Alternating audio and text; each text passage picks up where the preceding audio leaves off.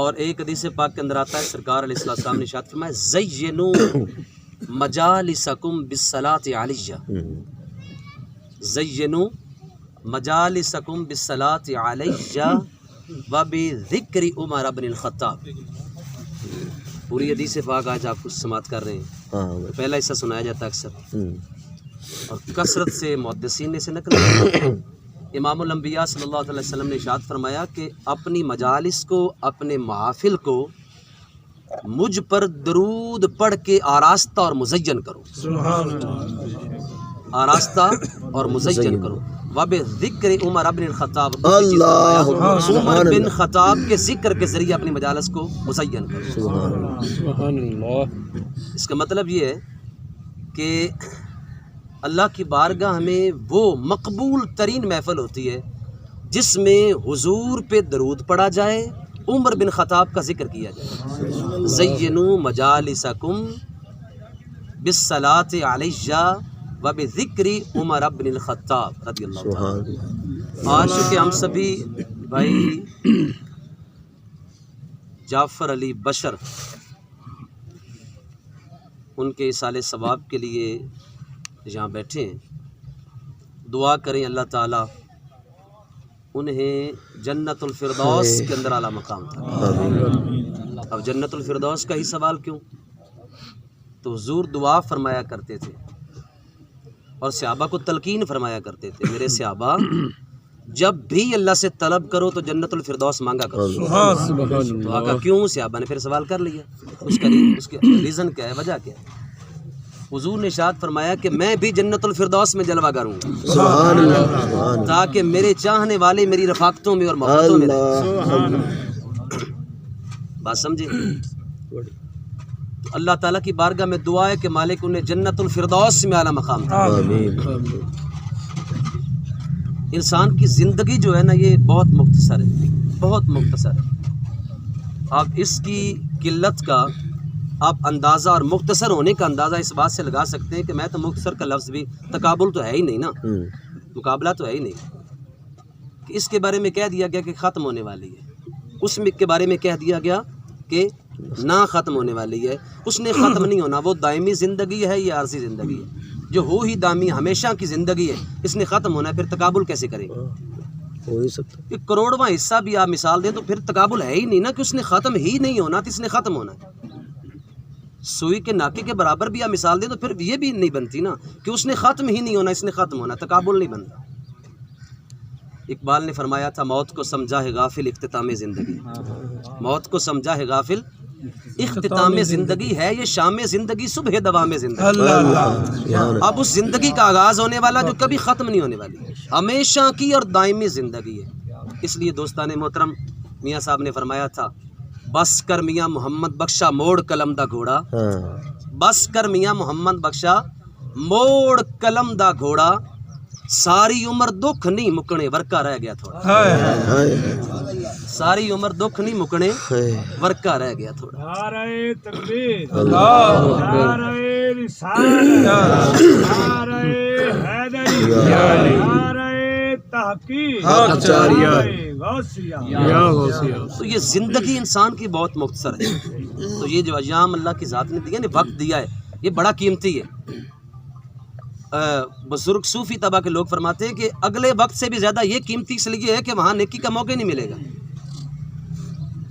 تو یہ قیمتی ہے کہ یہاں نیکی کا موقع مل رہا ہے۔ تو یہ بڑا قیمتی وقت ہے جو ہم نے ایسے ہی بسر کر دیا اور گزار رہے ہیں۔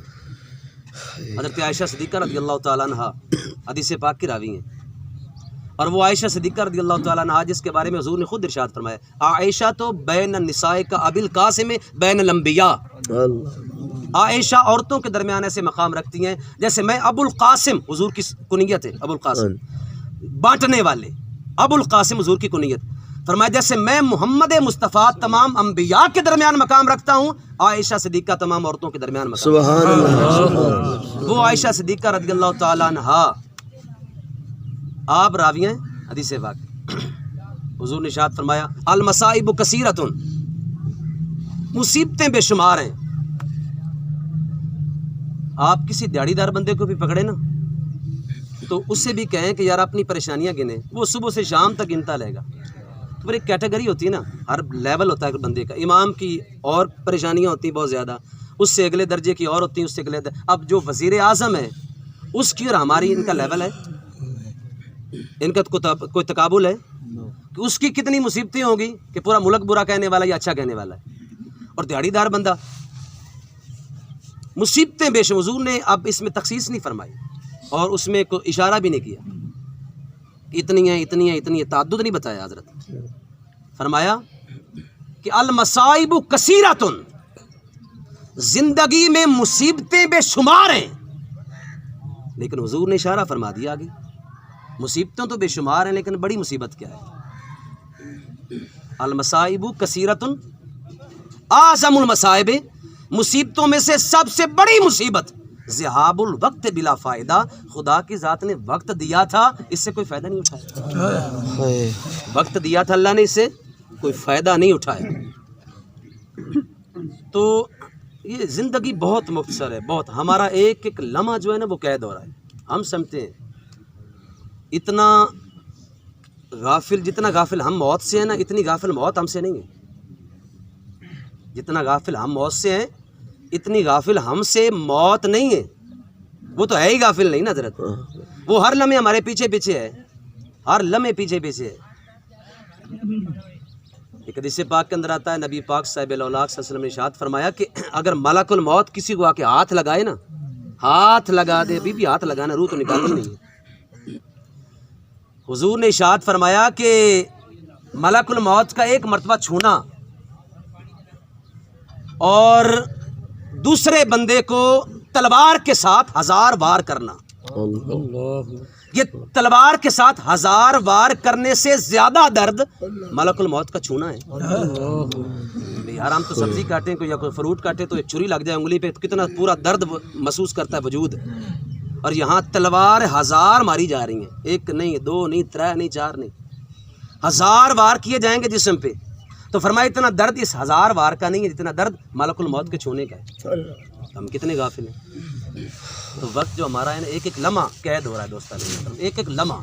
ایک حدیث پاک کے اندر آتا ہے، نبی پاک صاحب الاولاق صلی اللہ علیہ وآلہ وسلم نے ارشاد فرمایا قیامت کے روز یومیہ کے حساب سے 24 گھنٹے ہیں نا دن رات کے اندر، تو ان کے حساب سے 24 صندوق لائے جائیں گے. 24 صندوق لائے جائیں گے.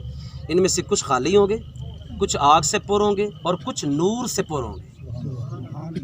اب صحابہ نے سوال کر ہی لیا کہ خالی سے مراد کیا ہے، نور سے مراد کیا ہے، آگ سے مراد کیا ہے؟ تو حضور نے ارشاد فرمایا خالی سے مراد یہ ہے کہ بندہ مومن کو اللہ نے وقت دیا، اب اس نے اس میں کوئی عمل کیا ہی نہیں ہے، نہ گناہ کا موقع ملا، نہ نیکی کی جستجو رہی، کچھ نہیں کیا، خالی وقت کو ان صندوقوں میں قید کر دیا گیا. آقا آگ سے پر فرمایا یہ وہ صندوق ہوں گے جس میں وہ وقت قید کیا جائے گا کہ جس وقت میں لوگ گناہ کرتے رہے، گناہ کا وقت ان صندوقوں میں قید کیا جائے گا. آقا نور سے مراد حضور نے ارشاد فرمایا کچھ صندوق لائے جائیں گے جن سے نور کی لاٹیں نکل رہی ہوں گی، چھم نور برس رہا ہوگا اس پہ اور وہاں سے نور نکل رہا ہوگا. آقا یہ کون؟ فرمایا یہ وہ وقت ہوگا جس میں نمازیں پڑھتے رہیں، یہ وہ وقت ہوگا جس پہ حبیب پر درود و سلام پڑھتے رہیں، یہ وہ وقت ہوگا جس پہ حج کرتے رہیں، یہ وہ وقت ہوگا جس میں اعمال صالحہ کرتے رہیں. اعمال صالحہ والے صندوق نور سے قیامت کے روز پر ہوں گے. تو دوستو اب ہم پہ ہے، ہم خالی چھوڑ دیں، آگ سے پر کر دیں یا نور سے پر کر دیں. خالی چھوڑیں گے تو یہ بھی آفت، آگ سے پر کریں گے یہ بھی آفت، نور سے پر کریں گے تو پھر نور لا نور، پھر موجیں ہی موجیں نے نا. دنیا میں بھی موجیں ہیں، آخرت بھی موجیں ہیں. اچھا انسان جب دنیا کو چھوڑتا ہے نا تو لوگوں کے آنسو بتاتے ہیں کہ کوئی جا رہا ہے، تو مرد دا پتر جاندہ پہ ہے. سمجھے ہو؟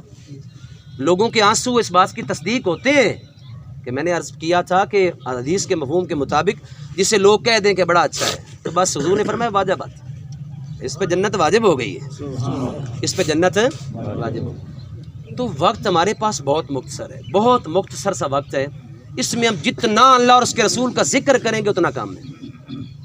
گورڈا شریف کے بزرگ فرمایا کرتے تھے ہتھ کار وال دل یار وال. کار تو مراد گڈی نا، کار آندے تو کیڑی کار کر کے آیا کھڑوتا ہے، ایک آرو ہے کم، ہاتھ کارول دل یارول، یعنی تمہارا ہاتھ اگرچہ دنیا کے کاروبار میں مشغول ہے لیکن تمہارا دل اللہ کی ذات سے مزین ہو، اللہ کی ذات میں رہنا چاہیے، اللہ کے ذکر میں رہنا چاہیے۔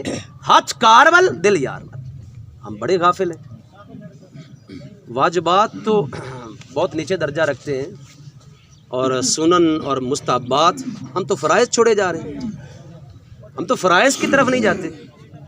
آپ کا گھر میں بیٹھنا، ذریعہ معاش تلاش کرنا، گھر بنانا، دیگر چیزیں، یہ ساری فرائض میں تو نہیں ہے نا، ہوتی تو قرآن میں بتا دیا جاتا، وما خلقت الجن والانس الا لیعبدون، کہہ کے فرمایا نا کہ تیری تخلیق کا مقصد اللہ کی عبادت تھا، عبادت خداوندی کے سوا تیرا کوئی اور مقصد نہیں تھا، لیکن ہم کیا ہیں، ہم دن رات روٹی کے چکر میں، دن رات کاروبار کے چکر میں۔ عیسیٰ علیہ السلام کے پاس ایک شخص آیا، عرض کی یا رسول اللہ، عرض کی اللہ کے نبی آپ کی صحبت میں رہنا چاہتا ہوں۔ یہ وہ وقت تھا جہاں لوگ اللہ والوں کے پاس جایا کرتے تھے، صحبت اختیار کیا کرتے تھے، ائمہ کی صحبت، حفاظ کی صحبت، علماء کی صحبت، پیروں کی صحبت، مرشد کی صحبت، استاد کی صحبت، والدین کی صحبت۔ تو لوگ صحبت کو اختیار کیا کرتے تھے۔ کہا کہ آپ کی صحبت میں رہنا چاہتا ہوں، تو آپ نے ارشاد فرما دیا، آپ نے فرمایا کہ یہ تو بتا کہ دنیا دار بن کے رہے گا یا دین دار بن کے رہے گا؟ پڑے بھی گل دستے کہ دنیا دار بن کے رہے گا، تم میں سے کون ہے، ہم میں سے کون ہے، کون مرشد ہے، کون استاد ہے جو بیعت کرنے سے پہلے یا اپنی صحبت میں لانے سے پہلے یہ بات کرے؟ ہر بندہ سسٹم نظام عجیب سا ہے، دکانداری بنی ہوئی ہے، لیکن کامل بھی ہیں، اچھے لوگ بھی ہیں جو دین کی خدمت کر رہے ہیں، وہ ہیں، موجود ہیں، لیکن ہمیں وہ نظر نہیں آتے۔ ویسے اس کے متلاشی رہا کرو، علم کے متلاشی رہا کرو اور اس کے متلاشی رہا کرو۔ ایک شخص بڑے دور سے نا شام کے علاقے سے فاروق اعظم رضی اللہ تعالیٰ عنہ کے پاس آئے قاعدے کے مسائل سیکھنے کے لیے۔ ہم یہاں گلی سے اٹھ کے نہیں جاتے امام کے پاس کہ میں قاعدے چبانا کی میں، وہ قاعدے کے مسائل حضرت سیکھنے کے لیے اتنا دور سے آئے۔ فاروق اعظم نے پوچھا کیوں آیا اتنا سفر کر کے؟ کہا یہ مسئلہ، فرمایا یہ تو مسئلہ ادھر تیرا امام بھی حل کر سکتا تھا۔ فرمایا میں اس زبان سے سننا چاہتا ہوں جو لب ہلے تو محسوس ہو کہ مصطفیٰ سے سنے ہوئے، جنہوں نے ڈائریکٹ مصطفیٰ کی ذات سے فیض حاصل کیا ہے، میں چاہتا ہوں ان کی مجلس۔ حضرت فاروق اعظم اتنا روئے کہ سامعین کہتے ہیں کہ آپ کی داڑھی مبارک تار ہو گئی۔ آپ نے فرمایا علم کے متلاشی اتنا طویل سفر کر کے یہاں قاعدے کا مسئلہ پوچھنے آیا ہے؟ اللہ کی ذات کی عزت کی قسم ہے، تیرے اس عمل کی وجہ سے اللہ نے تجھ پر جنت کو واجب کرا۔ تو ساتھ والی گلی سے اٹھ کے مانی جاتے کوئی جنت میں اٹھ جاؤ یار، قاعدے کا مسئلہ سے کیا جنت مل گیا نا، مسئلہ تو مل گیا نا۔ علم کے متلاشی، قاعدہ سیکھنے والے، نماز سیکھنے والے، اللہ نے تجھ پر جنت واجب کر دی ہے۔ تو دوستان محترم، ہم بڑے غافل ہیں ان میں، ان مسائل میں، ان چیزوں میں ہم نہیں آتے۔ تو فرمایا کہ دیندار بن کے رہے گا یا دنیا دار؟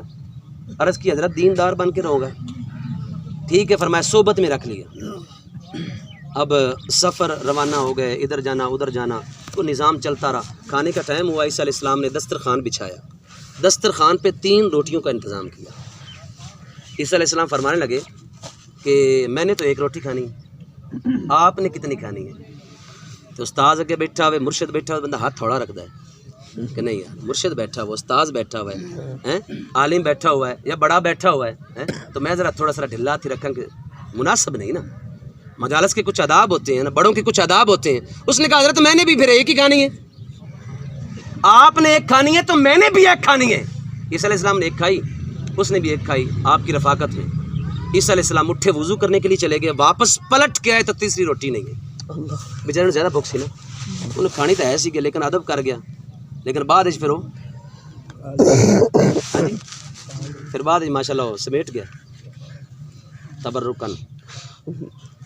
تو آپ ارشاد فرمانے لگے کہ 3ری روٹی کدھر ہے؟ اس لیے پوچھا کہ آپ نے تو کہا تھا کہ میں نے بھی 1 ہی کھانی ہے، شاید ہو سکتا کہ سائل نہ آ گیا ہو یا کسی کو دے نہ دی ہو یا کسی کو جانور کو فرمایا 3ری روٹی کدھر ہے؟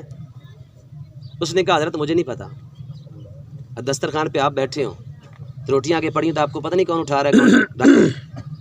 عیسیٰ علیہ السلام فرمانے لگے تجھے پتہ ہے، بتانا نہیں چاہتا، پتہ ہے بتانا نہیں چاہتا، اور میں بھی رب کا پیغمبر ہوں، پوچھ کے رہوں گا۔ سفر پہ روانہ ہو گئے، تو ایک مقام سے گزرے تو وہاں دریا آ گیا. جب دریا سے گزرے تو عیسیٰ علیہ السلام نے ارشاد فرمایا کہ بھئی ہاتھ پہ ہاتھ دے, ہاتھ پہ ہاتھ, لجپال پریت نو توڑ دے, جدی باں پھڑ دے موڑ چھوڑ دے. ہاتھ فرمایا ہاتھ پہ ہاتھ دے, ہاتھ پہ ہاتھ دیا, آنکھیں بند کر, آنکھیں بند کی تو تھوڑی دیر کے بعد دوسرا پتن تھا, دوسری جگہ تھی, دوسرا ساحل سمندر تھا, دریا تھا یہ جو کراس کر گئے. اور کہتے ہیں ایسے گزرے جیسے چٹکیل میدان سے گزرا جاتا ہے, سڑک پہ گزرا. پانی کا کام کیا ہوتا ہے؟ ڈبونا ہوتا ہے. آپ پانی کے اوپر چل سکیں گے لیکن کامل چلوا دیتے ہیں. تو آپ نے فرمایا کہ تو نے میرا معجزہ دیکھ لیا, پانی کا کام ہے ڈبونا, لیکن تو میرے ساتھ چل کے آیا پانی پر, پانی نے تجھے ڈبویا نہیں ہے, لہذا تو نے میرا دیکھ لیا معجزہ. اب بتا تیسری روٹی کدھر ہے؟ بندر وکھاں ہو جاندی ہیں نا بھی یار یہ اتنا کچھ کر سکتے ہیں وہ بھی پتہ ہونا ہے. اب بتا دے تیسری روٹی کدھر؟ اس نے کہا حضرت مجھے نہیں پتا. ٹھیک, چلے گئے, روانہ ہو گئے. ایک مقام پہ پڑاؤ کیا, وہاں ایک ہرنی اپنے بچے کو لے کے جا رہی تھی. تو ہرنی بچے کو جب لے کے جا رہی تھی تو آپ عیسیٰ علیہ السلام نے ہرنی کے بچے کو پکڑا, اسے ذبح کیا, گوشت بنایا, کھایا پلایا, اسے بھی کھلایا, ہڈیاں کٹھی کر دی. کٹھی کرنے کے بعد کچھ پڑا, اٹھ کے کھڑا ہو گیا اور اپنی ماں کے پیچھے بھاگ گیا. کھا پی لیا, بات سمجھے نہیں ہے, کھا پی لیا اور زندہ بھی فرما دیا. آپ فرمانے لگے ہوں دعا بھی ویکھ لی معجزہ, ہوں تو دس چا, اب تو نے دوسرا معجزہ بھی دیکھ لیا, اب بتا دے تیسری روٹی کدھر ہے؟ اس نے کہا حضرت مجھے نہیں پتا. سفر پہ روانہ ہو گئے. ایک مقام پہ عیسیٰ علیہ السلام نے پڑاؤ کیا, وہاں پر عیسیٰ علیہ السلام نے پتھریلی ریٹی جگہ تھی, وہاں پتھر کٹھے کیے, وہاں زمین کے ذرات کٹھے کیے, وہاں ریت جمع کی. ریت جمع کر کے نا کٹھی اس کے 3 حصے بنا دیے, 3 ڈھیریاں, 3 حصوں میں تقسیم کر دیا عیسیٰ علیہ السلام نے, اور کچھ پڑھ کے پھونکا, وہ ساری کی ساری ڈھیریاں سونے اور ہیرے جواہرات بن گئے.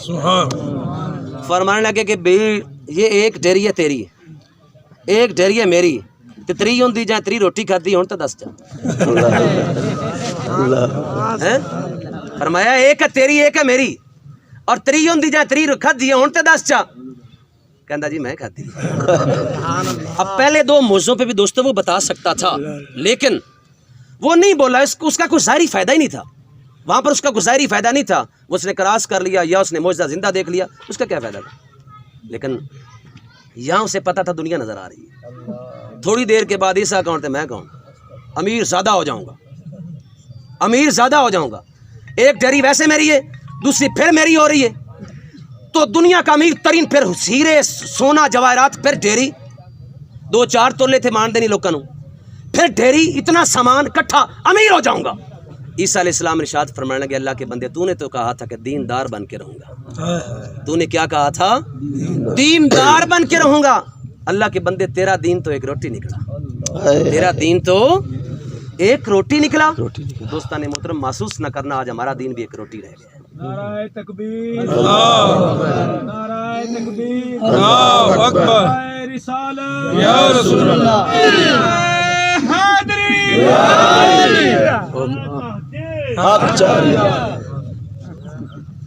تے فرمایا کہ تمہارا دین تو ایک روٹی نکلا. آج ہمارا دین دوستان محترم ایک روٹی ہے. ہم گھریلو معاملات آگے پیچھے ساری چیزوں میں نبی پاک صاحب علیہ وسلم آخری بات سماعت کریں.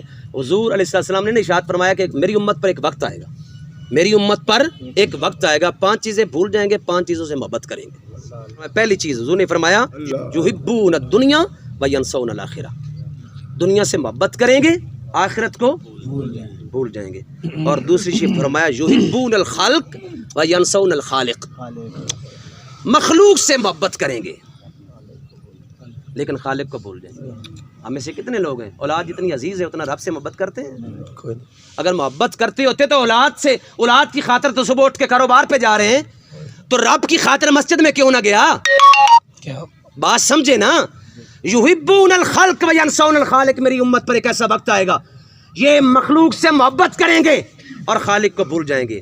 اور آگے حضور نے ارشاد فرمایا یحبون المال وینسون الحساب, مال سے بڑی محبت کریں گے, مال سے بڑی محبت کریں گے اور حساب کو بھول جائیں گے.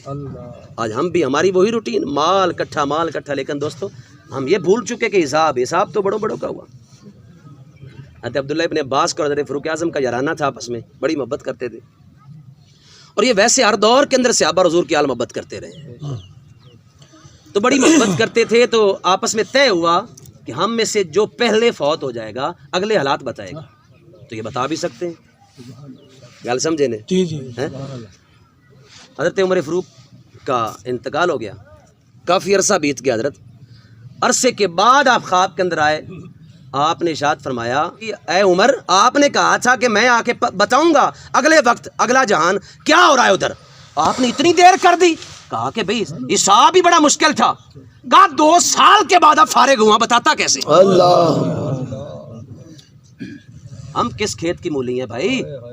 باغ دی مولی نہیں ہوندی، کھیت دی ہوندی ہے، ہم کس کھیت کی مولی ہیں؟ ہم کہاں کھڑے ہوئے ہیں؟ ہمیں تو پتہ ہی نہیں ہے، اتنی عظیم ہستیاں کہ جن کے بارے میں امام الانبیاء نے ارشاد فرمایا پکے جنتی ہیں، پکے جنتی لوگ۔